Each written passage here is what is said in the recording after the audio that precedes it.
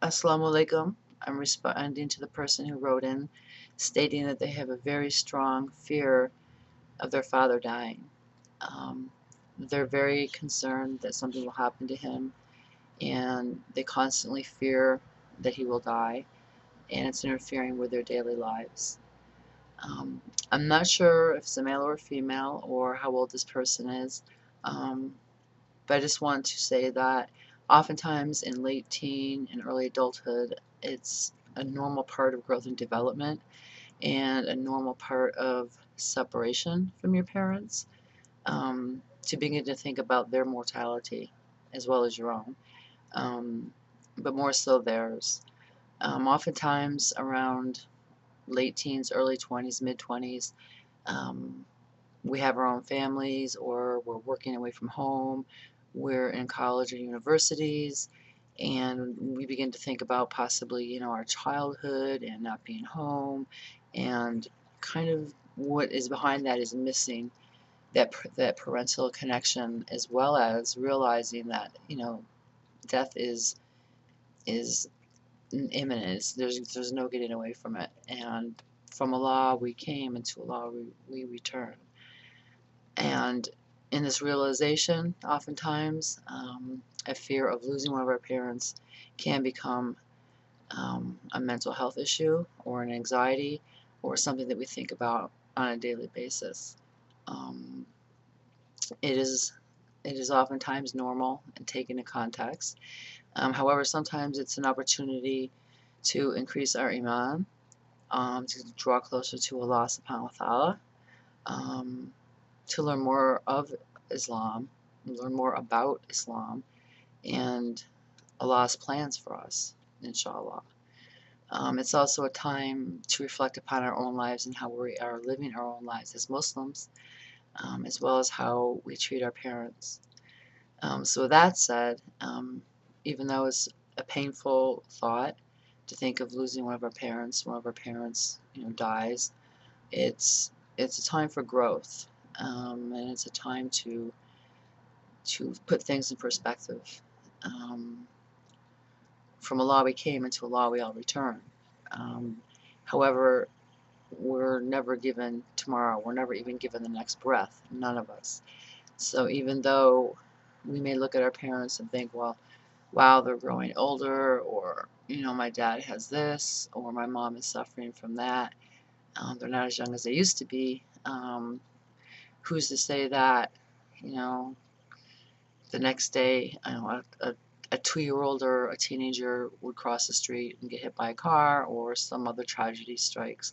We never know when Allah, will call us back. And we never know when we're going to return to Allah subhanahu wa ta'ala. With that said, um, as you think about your father dying and you contemplate daily, the loss of him, instead of taking that time and thinking about that, try to spend time thinking about the positive things. Try to think about, if you live close to him or to your family, doing kind things for your family, spending more time with your family. Um, just involve yourself in a more positive aspect of thinking, thought process. I know it's not easy. When I was in my early 20s, I would say, I was married, I had 2 children, and I became suddenly very fearful that something would happen to one of my parents. And I think it's because, I had my own family. I was not living at home anymore, although I did visit them like every other day. Um, it just struck me as a fear that something would happen to them. And I thought about it a lot, and I got some anxiety and depression from it. But it also helped develop my iman. It brought me closer to Allah. Um, I started studying more and learning more about, what Allah says about this life and the hereafter. Um, so I would kindly suggest that you start utilizing your Islamic knowledge, learn more about Islam and what, Allah has to say about life and the hereafter. While we are here to, be successful as Muslims living this life on this earth, we are all striving for the hereafter. Um, with that said, When these thoughts come into your mind, picture a big, huge stop sign and ensure that it's very vivid red, and just make it real big when these thoughts come and just stop. And at the same time, I would like you to engage in something else immediately. Whether it's reading a book, engaging in a game, taking a walk, um, doing some exercise, talking to a friend, um, even better, go into zikr, do some zikr, make dua to Allah that He grants you ease, that He removes these fears from you, and with repetition and consistency, inshallah, you'll see a decrease in the fears that you're living daily, of death of your father. And this goes for any other situation where you fear the death of somebody.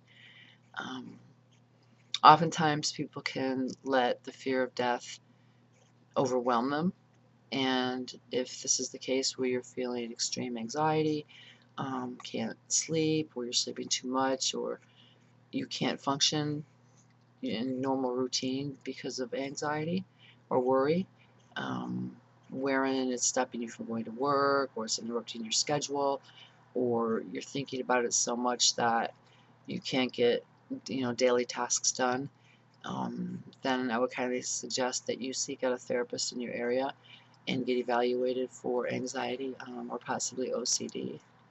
OCD is obsessive compulsive disorder, and it is a spectrum of anxiety disorders. Um, it There's very many different types of OCD, so I can't say whether or not you have OCD. However, the habitual thinking, and not being able to stop your thinking patterns, and then behaviors which ensue to follow up on the thinking, such as you're worried about your father dying and you can't stop thinking about it, you call him on the phone, and this goes on several times a day. That's kind of like OCD. If that's the case, I do suggest that you engage in therapy and get assessed, and get some help for the disorder. There's millions of people who do suffer from anxiety and OCD disorder. It's not uncommon. It's not unusual. Um, so really, I want to encourage you to seek out help if you need to, and not worry about a stigma. Oftentimes people don't want to seek out mental health because there's a stigma attached, when really there shouldn't be. It would be just like if you had diabetes, and you had to take medication for diabetes, or you had high blood pressure and you had to go to the doctor and take medication for high blood pressure, or if you're overweight and the doctor says you need to lose weight, so therefore you have to engage in an exercise program. Well, it's the same thing. You kind of have to exercise your mind, to rechange and reshape the way that you're thinking. And that's called cognitive behavioral therapy. And cognitive behavioral therapy is very effective with many types of disorders, and especially um, with OCD. It works very well with OCD behaviors and thinking. And I'm not stating that you are diagnosed with that. I cannot diagnose you. However, just briefly what you wrote, and knowing several clients who have OCD disorder, excessively worrying about specific things, gives me rise to just mention it to you. So with that said, I encourage you to draw closer to Allah.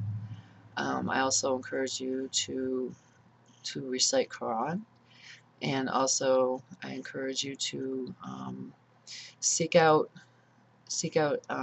possibly support groups for others who may be going through this. If you Google them, you'll find them. Not surprisingly, there are a lot of young people who do worry about death. If not their own, then they worry about death of a loved one. So there are support groups in the area that you can attend and learn different coping skills, different techniques to reduce that stress and reduce that anxiety. But again, if you feel it's out of control, please do see a therapist, because there is help. And Additionally, it is a normal phase of growth and development. As a developmental phase. It's kind of like separation anxiety that like 2-year-olds go through, only it's on a different level, and it's kind of concerning a different issue, which is death. But you're not abnormal, and you know, a lot of people do go through this, so it's a common issue, and it's something that, you know, people do worry about often, but not to the point where it interferes with their life. So with that said, you are in our prayers, and we do wish you the best, and may Allah bless you. Assalamu alaikum.